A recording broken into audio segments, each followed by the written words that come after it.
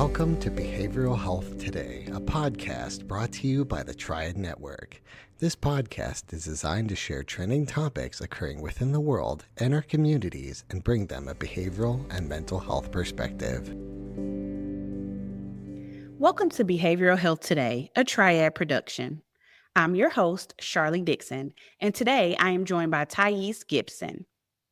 Thais Gibson has a Ph.D. and over 13 certifications in modalities such as CBT, NLP, somatic experiencing, internal family systems, and shadow work. She has nearly a decade of experience running a successful private practice and engaging with over 30,000 clients through individual sessions, workshops, and an educational platform. This diverse background has culminated in creating Gibson Integrated Attachment Theory, an innovative framework uniting traditional attachment theory, developmental psychology insights, and potent subconscious reprogramming techniques that are woven throughout the course material within the Personal Development School. Taught within their innovative coach training program and in her most recent book, Learning Love. Today, we are excited to have Thais Gibson with us to discuss attachment styles, their traits, and impact on relationships, and Thais' new book, Learning Love. Build the best relationships of your life using integrated attachment theory. Welcome to the show, Thais. Thank you for having me. Really excited to be here with you. Absolutely, absolutely. So as we get started today, can you tell us what began your interest with attachment theory, your work with the Personal Development School, as well as what inspired your book? I think to make a very long story short, I definitely saw a really rocky relationship growing up. And so, I had two very loving parents, but I think they really brought out the worst in each other. And they really had a very difficult divorce that lasted for a very long time. And I think I just always wondered, as sort of a sensitive child, like, what's going on? Why do they have to fight like this all the time? Why does it have to get so ugly? It went to like the Superior Court of Canada, all these things. And it was this very intense situation. I thought there must be a better way. And so from a very young age, I was always curious about human behavior. And I think as well, I was quite parentified. So I was always brought kind of into the middle of what was going on. I was the oldest of two kids, have a much younger sister. And I was always like, sort of the counselor for mom going through a hard time or dad going through a hard time. And so it really set the stage for me to start wondering and questioning at a very young age how things end up the way that they do. Mm-hmm. And so can you tell us how the Personal Development School started? What was your track to get there? So I had a lot of healing to do as a person, to put it very simply. And I spent a lot of time trying to overcome some really personal challenges I was having and not really finding a way. And I was at one point in time in a class where somebody said to me, the conscious mind can't outwill or overpower the subconscious mind. It was a psych class in like one of my university. And to me, that really depicted all the times that I had told myself, I'm going to change this behavior. I'm going to do these different things.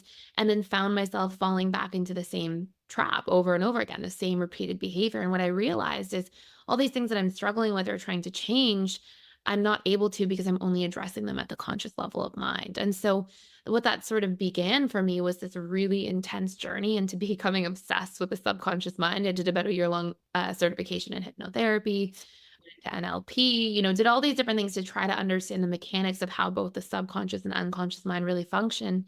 Mm-hmm. And I saw some really profound changes in my personal life. And so what ended up happening is while I was actually still in school, I was like, I'm just going to give workshops for free. I just wanted to tell people like, this is life-changing. Why aren't people talking about this?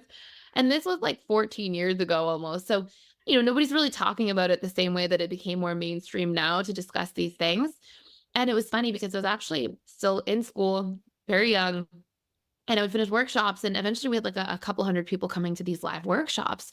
And all these people were like, oh, do you take clients? And I'd be like, I'm still in school. I'm not even, and eventually I said, yes. I was like, I'm still in school. As long as you're okay with that, then yes, like I'll take you as coaching clients. And so that began my practice. And I worked in client practice for the better part of a decade after that. And eventually just had a really long wait list and realized like this isn't really scalable what I'm doing. Like I'm always like trying to put clients on a wait list and then people are getting frustrated with me because the wait list is going on for so long. And so I just started putting a little bit of content online, and then packaging a lot of what I was teaching into courses. And that's basically how the personal development school was born. Oh, nice. Okay. I really appreciate how you started so young and you had that passion for that, your level of work, and you started young with it and just developed it into something that you can provide to the world. That's really cool to me. So, kind of setting a foundation for a lot of where you come from, you mentioned attachment theory. Can you give us some more information about it? Help us understand what it is. What are the attachment styles? How can changing your attachment style improve relationships? Kind of give us some background on that. Yeah, great question. So basically, attachment theory was originally founded by John Bowlby and later Mary Ainsworth. And they talked a lot about attachment styles and sort of temperaments and how this can, at a high level, impact your romantic relationships. But there's so much more to it in terms of how we can actually change our attachment style to become secure and really recondition a lot of the different challenges we may be facing from an attachment perspective. And that's sort of how integrated attachment theory was born. And so if we look at the actual attachment style dynamics as a whole, the way I like to think of our attachment style is a subconscious set of rules we learn about how to give and receive love. So we get different programs basically through what we see and what's modeled to us repeatedly over time, and it really conditions our subconscious mind. And so these are the rules that we then bring into relationships without even consciously thinking about them, right? We expect love to look like how it was for us in childhood, or, if we saw our parents fighting all the time, we think love is fighting, right? So we bring Yeah. these ideas with us throughout life. And the problem of where things become really challenging is that if we are in a position where we have a different attachment style than somebody else, the analogy I like to think of this through is if you sit down to play a board game with somebody and they have a different set of rules for how the Mhm. game's supposed to go. Like you have the rules for Monopoly and I have the rules for Scrabble. Like we're just going to have all this unnecessary friction and confusion because we're playing by different rules. And so there are four different attachment styles that basically have four different sets of rules. And the first one is the securely attached style. And the securely attached child grows up as their attachment style is being formed, usually with parents who have what we call approach oriented behaviors. So basically, if they cry or express emotion or needs, even at a very young age, caregivers are approach oriented. They go towards them, they try to soothe them, they try to see what's wrong. And what this is conditioning a child to think and feel is, oh, when I cry or when I express emotion, it gets my needs met. It's good for me to be vulnerable. It's good for me to rely on other people. My needs are worthy of being seen and heard. And so this young person grows up to be an adult that feels safe relying on people, trusting, they feel worthy, they feel like they can express themselves and it gets good results. And research showed originally that securely attached people made up about 50% of the population. More recent data is showing it may be as low as 30% of the population nowadays. So it's definitely Wow. trending downward. Then we have three insecurely attached styles. And so this is the majority of the population. And on one end of the continuum, in a way, if you will, there's the anxious attachment style. And the anxious attachment style grows up in a household where they usually have quite loving parents, but the parents have a lot of inconsistency in the childhood. So there can be either real or perceived abandonment. One really easy example is, let's say you have two parents, they're very warm, very emotionally available, but they work a lot. So Mm. children are often left with the grandparents, let's say, or the babysitters. And what the child is being conditioned to experience is love is there, love is taken away. Love is there, love is taken away because parents are there and then they're gone. Parents are there and then they're gone. And it's really when we look at how the subconscious mind from a neuroplasticity perspective gets wired, it's really being wired through repetition plus emotion. So we have this firing and wiring of love is always going to be taken away. And so this person as an adult grows up to constantly and often chronically fear abandonment. And as a result of this, they become the style in relationships who tries to constantly get closer and maintain proximity. And they'll try to pull people in and get them close. And, some of their protest behaviors may include things like clinging to somebody or nagging if they're not getting their needs met or becoming critical in different forms and even violating people's boundaries because they're trying so hard to get close. And on the opposite end of the continuum or the spectrum, there is the dismissive avoidant attachment style. And the dismissive avoidant attachment style usually grows up with the biggest imprint being childhood emotional neglect. Now, when we think of emotional neglect, I think we think of like the movies. We think of these really intense, oh my gosh, like the child is alone in the home for days at a time. But neglect can be really overt, but it can often and is most often covert. It's very quiet. And so a lot of times dismissive avoidant attachment styles grow up in a household where there's essentially a lot of stability, no fighting. Everybody's pretty kind. There often is structure and routine, food's on the table at dinner time. Kids are in school on time each morning. But there's no room for emotions to be expressed. And in fact, if they are expressed, maybe you're the crybaby, you better grow up or have a stiff upper lip, or perhaps children should be seen and not heard.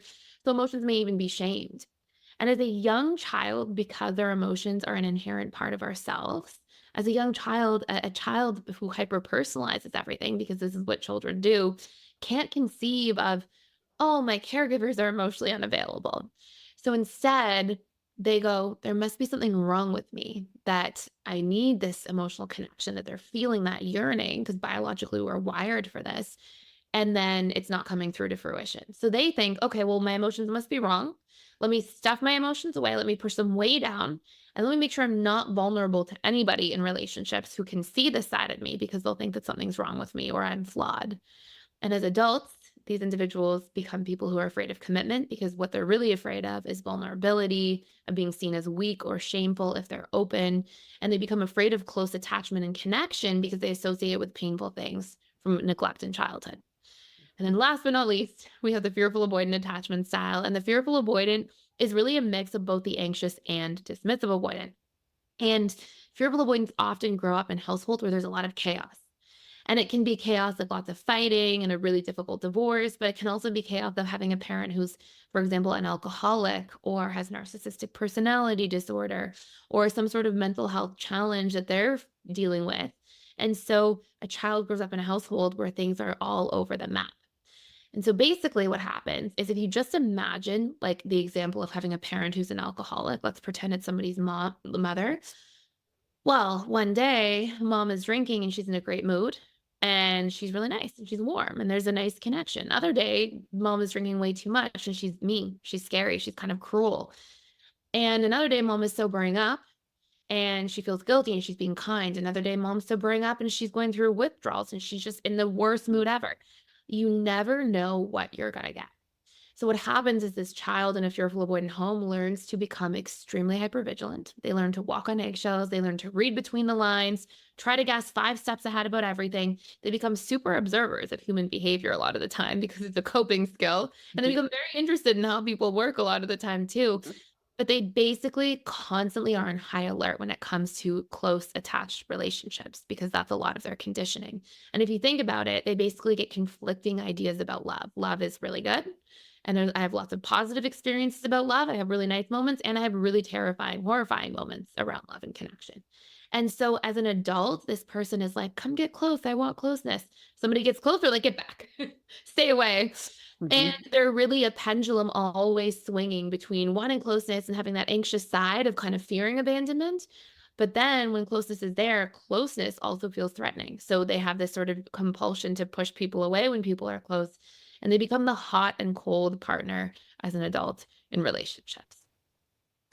Right. And so a couple of things that you said kind of stuck out for me. You mentioned that these attachment theories are, I guess, developed in childhood in your household. Do you think that it makes a difference where a child is getting these influences from? So is it only by parents, or are they attachment theories also influenced by outside sources, like maybe grandparents or other caregivers or school personnel or whoever else a child comes into contact with? Or is it just simply what happens in a household? Yeah, it's a fantastic question. So, the answer to this is that we get our attachment style programmed, and how we get programmed is through repetition and emotion. So, anything where we're exposed to repeatedly that creates an emotional imprint, or you can make the argument anything that creates a really strong emotional imprint. So, if you look at just the science of sort of like neuroplasticity and how we get conditioned, if you imagine, just as an analogy, if Bob, feels fully safe driving in a car, never had any issues, always felt pretty safe.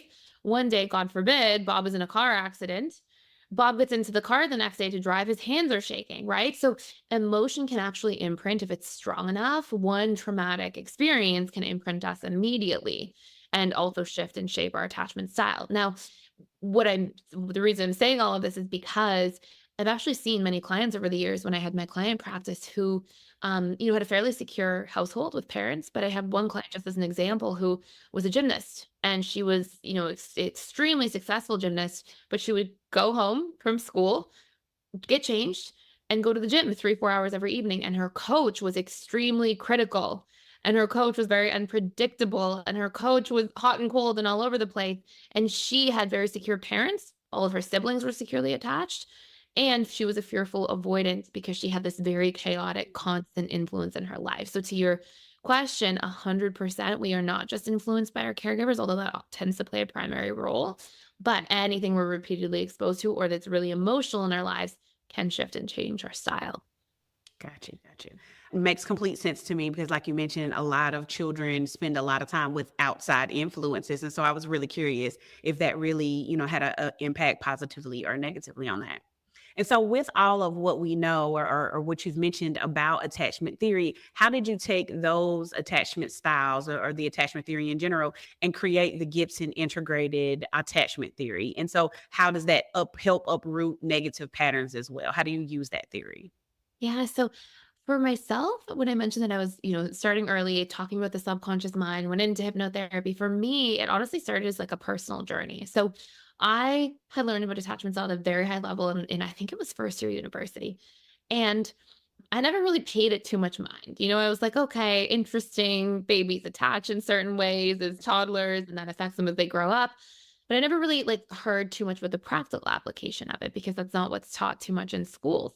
And so, for me, I was interested in my own healing journey, and I knew a few things about myself. I knew I had a lot of core wounds from a cognitive behavioral therapy perspective. So I knew I had a lot of like these beliefs that basically were my baggage from childhood. Things like I will be betrayed, so I can't trust. I'll be abandoned. I'll be trapped or helpless or powerless in the wrong relationship. All these fears. And I realized these were kind of my pieces of relationship baggage. So in through a lot of the hypnotherapy techniques and understanding the subconscious mind, I was doing a lot of reconditioning on these ideas. And that's what I started teaching in workshops and then in client practice. It's how to reprogram core beliefs was a big one. Then I learned we will feel soothed, and what our experience of self-soothing is often when we learn to meet our own needs and understand what those needs are. So if I need emotional connection, for example, is an important need. Well, if I emotionally connect to myself through journaling, through self-work, through introspective work and questions, it's meeting my need for emotional connection. I feel soothed and more fulfilled in my life. And we all have needs, every single person. But most people don't know what they are. So in my client practice as well, I started teaching people how to discover their needs and meet their own needs. And then I learned that we often have dysregulated nervous systems through a lot of certification work around somatic experiencing. And I learned that, hey, if we don't learn to re regulate our nervous system and get out of this chronic fight or flight, if we constantly had to walk on eggshells as a child and in our upbringing, that it's going to be really difficult to feel safe as an adult, especially in things that make you feel vulnerable, like close relationships. So in the background, the first couple of years of my practice, all I was working with people on were like reprogramming core wounds, learning their needs, learning emotional regulation through their nervous system, and then did some work on communicating those needs to other people and fine tuning communication and learning to have better boundaries. And what I found is that as a result of those 5 things, often our behaviors would change as a positive impact. So I was doing a lot of work around that for a long time, for the first few years. And then I revisited attachment theory. And what I found that was so mind blowing to me is like, oh my goodness, each attachment style has very specific core wounds. Anxious preoccupieds are afraid of abandonment, exclusion, being disliked, rejected, not good enough. Dismissive avoidants are afraid of being trapped, helpless, powerless, seen as defective, unsafe if they have to be too vulnerable, seen as weak if they're too vulnerable. And fearful avoidants tend to share in both sides of those core wounds and have betrayal core wounds as well. So what I realized is, oh, it's so interesting. Each attachment style has very specific core wounds. They have very specific needs in a relationship. Anxious preoccupieds need more validation, reassurance, certainty. Dismissive avoidants need that autonomy, freedom, space. So we actually have specific core wounds, specific needs, specific issues with our boundaries, right? Specific issues with how we communicate. And so these 6 core components that also include nervous system regulation and our behaviors, I realized that as soon as I knew somebody's attachment style, I knew exactly the reprogramming work and the healing work that would have to be done across core wounds and needs and emotional patterns, etc. So what I did is I just started working with people on that. And what I found is not only were they healing as people, but they suddenly became securely attached. And so they learned how to do secure relationships when taking an attachment style test. After doing that inner work, they would test as secure. And I found this to be very easy to replicate across time, across many, many clients. I was seeing 40 or so clients a week for the better part of 10 years. So I saw that to be like a process that could be replicated over and over and over again. And so eventually it was like, wow, I have to put this into a body of work somehow. And that's how integrated attachment theory was born. We'll be right back after word from our sponsor. Are you preparing for a licensure exam in psychology, social work, marriage and family therapy, counseling, or behavioral analysis? AATBS is here to help. We have been supporting behavioral and mental health students to prepare for their licensure exams for more than 45 years, working with over 1 million students to succeed on test day and move on to the next step in their career. With products ranging from comprehensive courses to quiz banks and delivered live online, self-study online, and in print, AATBS has test prep solutions that meet every student's needs and learning styles. Visit us today at aatbs.com.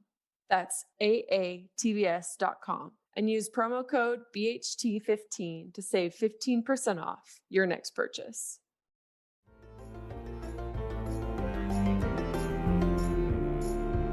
Nice. Yeah, and this is probably something I should have mentioned earlier, but you mentioned that there is a quiz. Where do people find this quiz? Is it something that you need to be signed up for? Or how do we get access to it? Yes, you can actually take the quiz at personaldevelopmentschool.com. And it's free. You don't have to be signed up for anything. You can submit your email if you want a free report. And it will give you a report actually on your attachment style breakdown, and then your core wounds and your needs and your emotional patterns and all the things you can actually start working on to become securely attached. Okay. And speaking of core wounds, you did say that people within each attachment style have a certain set of core wounds, but what then does success look like? How does that feel for the client or the patient? Well, the first thing that happens big time is that if you think of, so I give this acronym to people, BTEA, right? And it's that we have these core wounds, which are basically just limiting beliefs we adopted because of painful past experiences. So if somebody has this core wound, just to keep it simple, that's I am not good enough. Well, our beliefs, the B of the acronym BTEA, the beliefs create thoughts. So if you imagine kind of like the belief is the tree trunk, the thoughts are the tree branches. If I believe I'm not good enough, I'm going to go through my daily life thinking I'm not smart enough, I'm not pretty enough, I'm not interesting enough, I'm not funny enough, fill in the blanks, not enough, right? And how do I feel when I start thinking all these thoughts? Well, I feel insecure, I feel anxious, I feel distressed, sad, etc. Now, interestingly enough, our emotions are made up of neurochemical reactions, right? So if we're constantly thinking these stressful thoughts and having these stressful beliefs activated, we're going to have more cortisol or norepinephrine. Or on the flip side, if we have more positively oriented thoughts, we'll have more serotonin or dopamine, like oxytocin, even the bonding neurochemical. So, how what we're believing and how we're thinking is affecting how we feel, and it's affecting our physiology. But then a neuroscientist named Antonio Damasio, I believe it was in 2008, said, every single decision we make is based on our emotional state. So even people who think that they're very logical, rational thinkers are making emotionally based decisions at their tipping point and then just quick to rationalize or justify through logic. So we have this BTEA, and now you can imagine if you have a lot of core wounds, a lot of these beliefs, which are really the core wounds, that are causing you to have all of this internal dialogue throughout the day that's like, I'm not good enough, everybody's going to betray me, I'm going to be abandoned, I'm going to be alone forever. Well, you can think of how somebody's feeling internally.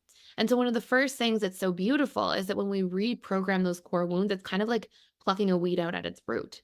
Our internal dialogue calms down. We have more time and room to think about what we want to create and what we want to do instead of constantly being kind of in this internal fight with all the things we're perceiving, because what we're actually doing is reprojecting the subconsciously imprinted trauma back out onto our external world again. Felt not good enough as a child, constantly thinking everybody sees me as not good enough, causing myself to be triggered and stressed. And that's reprogrammable. We're not born with that. It's conditioned. We can recondition it. So the first thing is that people get to feel way less triggered, way less frequently, less intensive triggering, but also way less frequent triggering.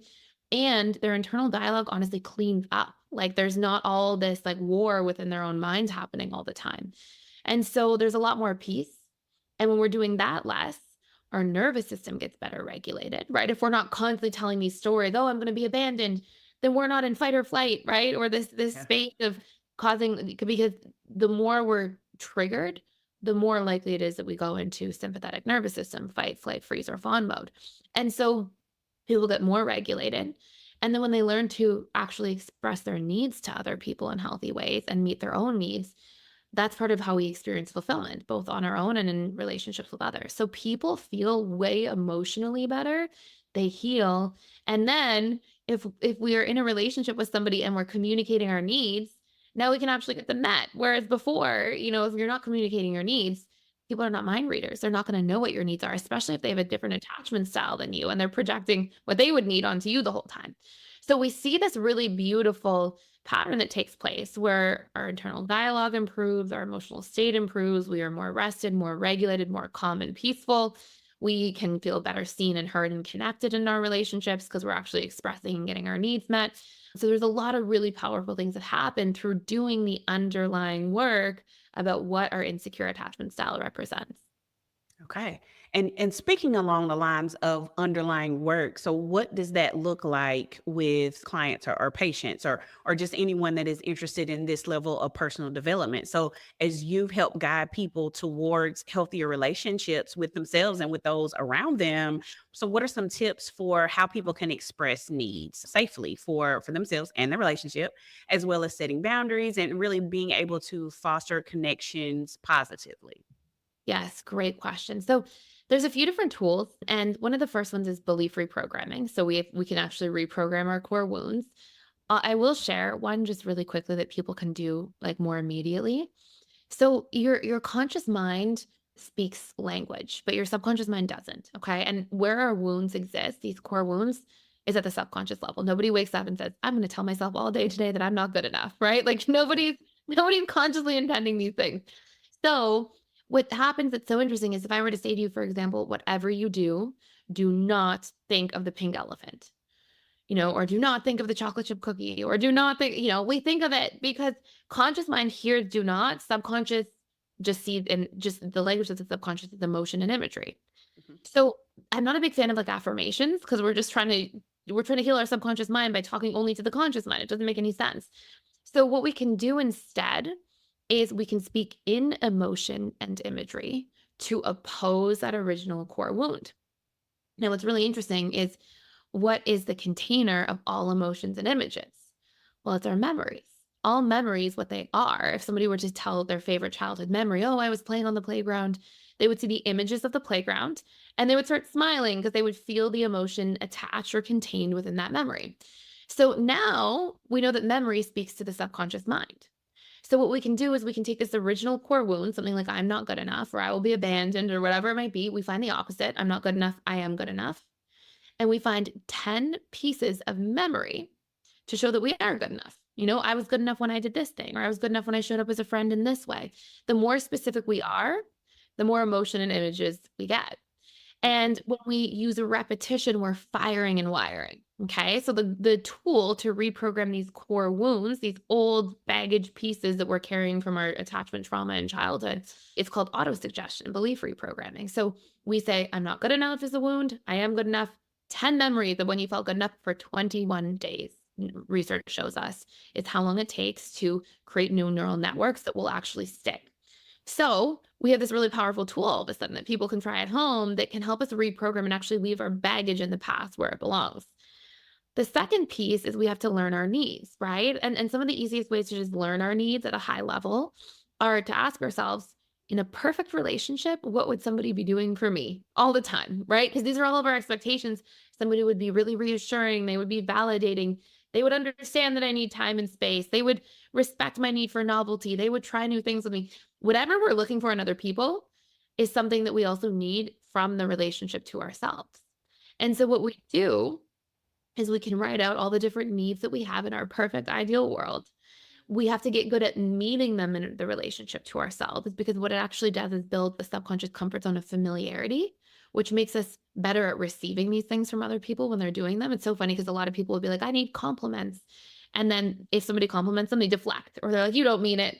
and they're not allowing themselves to actually receive. Yeah. So we only receive when we also feel safe giving to ourselves first. So, the needs piece is we learn to decide, okay, these are what I would need in a perfect relationship. I'm going to start getting good at giving these things to myself, like self-validation or compliments or reassurance, etc.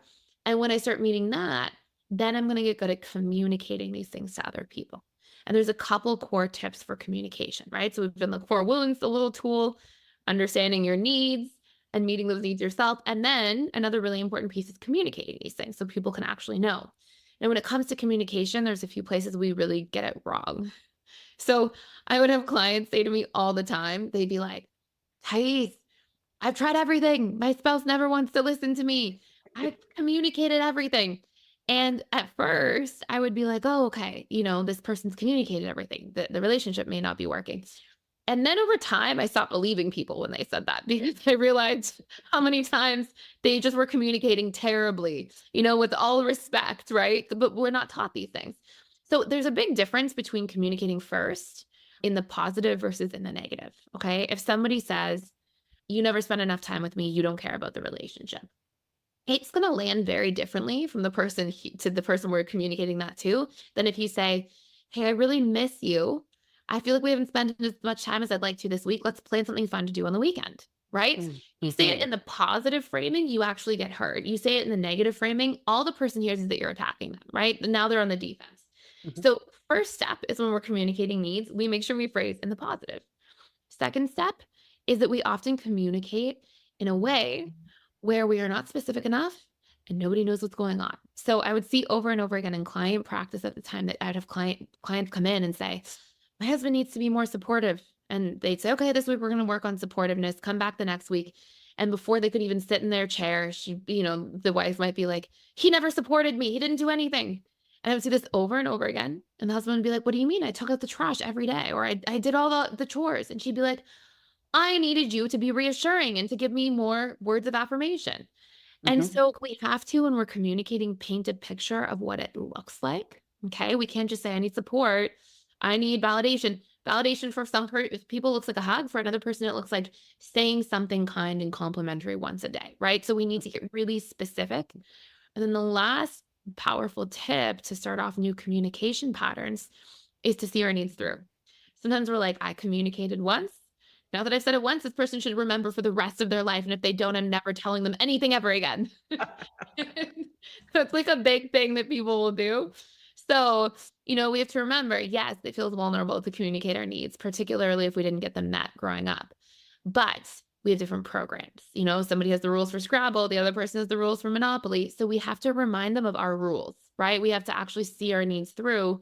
And if we do this repetitively over time, and definitely not saying, tell somebody your needs every day and then they never show up to meet them once. That's probably you're in the wrong relationship if there's zero effort. Mhm. But I'm saying, like, if somebody does a pretty good job for a few weeks and then sort of falls off or forgets, don't be afraid to, approach them and say, hey, I appreciate you've been putting in effort. And I noticed we kind of got off track. Can we work on this again? And if we actually see our needs through, the needs are much more likely to get met. So I find if we really work through the core wounds, we really learn what our needs are and then meet them in relationship to self and then communicate them in those healthy ways to others. Not only do we become way more securely attached, but it also really improves the quality of relationships. Nice, nice. And so, speaking of success, is there a hallmark story you can share with us of somebody or even a couple that you worked with in the past, or that you've heard about that used your theory? And what sort of relationships challenges did they experience? And then on the other side of that, what changes did they make in their life towards personal growth? And what did success look like for them? Yeah. So I would see when I was running my client practice, like a tremendous amount of people fix, save, heal their relationships. I would say upwards of 90%. There definitely were like 10% of people who are going, I'm not really here to change too much and didn't want to do the work. And if you don't do the work, then you're not going to see the needle move. But over the past 5 years through the personal development school, I package this into online programs. So actual courses for people, there's daily support groups that we have inside of the personal development school. And the story that stands out the most to me is this really, really wonderful young lady. And she came in, She used a fake name at the start, which she can, right? Nobody has to come in and say their real name if they come into the webinars or the support groups because it's online. Mhm. And her name was Rochelle, was her fake name for a long time. And I knew that she was dismissive avoidant with a little bit of fearful avoidant attachment style in there too. And as time went on, she started opening up. She was sort of always like a fly on the wall at the beginning. Her camera would always be off and she'd be very quiet. And over time, she started speaking up more and sharing. And then one day she decided, hey, I'm going to share my real name. And this was not my real name. And her backstory was actually that she was sexually abused by her father as a child, which was a very difficult thing. And she got to a point where not only did she become securely attached and go through so much healing and is now like so open and so vulnerable, but she actually went back to school to become a psychologist. And now she's a psychologist running her own practice. And she's in like every webinar of our week. She's always there in the groups and events, helping other people now, camera on, super open about her story, sharing with other people. And it was actually just so beautiful to watch her journey because it was something that she did, right? I put some programs and courses out, but like she had to be in there learning, growing, taking them, like applying the method. And so I've always been so proud of her and so many other people's growth that we've seen like that. Right. And as a clinician, I know that the joy we feel when our clients are able to grasp the material and apply it to their lives, and then even take it a step further and join the profession with you, it creates a different level of success for you too as the clinician. So that's awesome to hear.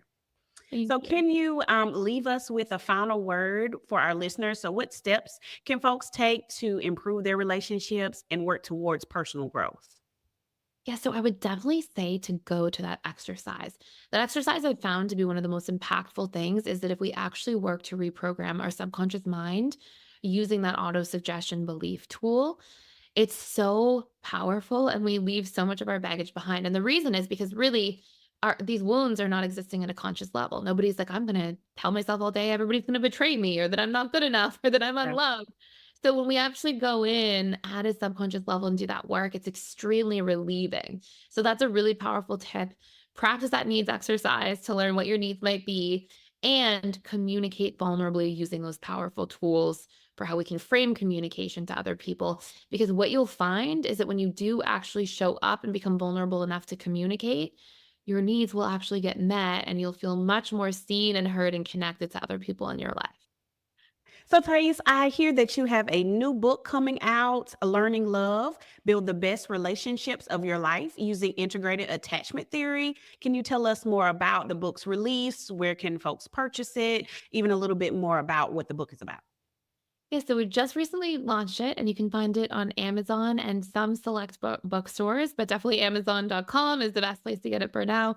And basically, what it is all about is how to discover exactly what your attachment style is and then discover what your core wounds are, your needs are, et cetera, all those major components we talked about. And there's also tips and tools and exercises within that book for how to recondition those things in order to become securely attached. Right. That's awesome. And so you mentioned, especially those last three tips with us that we've kind of discussed at length. I would love for our listeners to learn more about you, your work with the Personal Development School. Where can our listeners go to find more information? Yes. So at personaldevelopmentschool.com, I've written about 60 courses about all sorts of different things related to personal development, and it's all geared towards the subconscious mind. So it's not just, oh, here's some insights, but here's some insights. Here's how you can actually recondition your behaviors using principles of neuroplasticity and how the subconscious mind works. And in there, we have reprogramming your attachment style courses for each attachment style, and they cover those major components we talked about, the reprogramming, the needs, the communication. We also have boundaries courses in there, conflict communication courses, all sorts of things to support anybody on their journey with where they're at. And I also put daily content on YouTube, which is Personal Development School Thais Gibson. Nice. Well, I, for one, will definitely be looking, especially your YouTube, and checking out a few of those courses as well, because you kind of stepped on my toes today, Thais. So you've given me some work to do as well. Thank you for that. I'm definitely always on a personal journey. So I'm hoping that some of my listeners will be joining that journey with me as well. Thais, thank you so much. And I really appreciate you speaking with us today.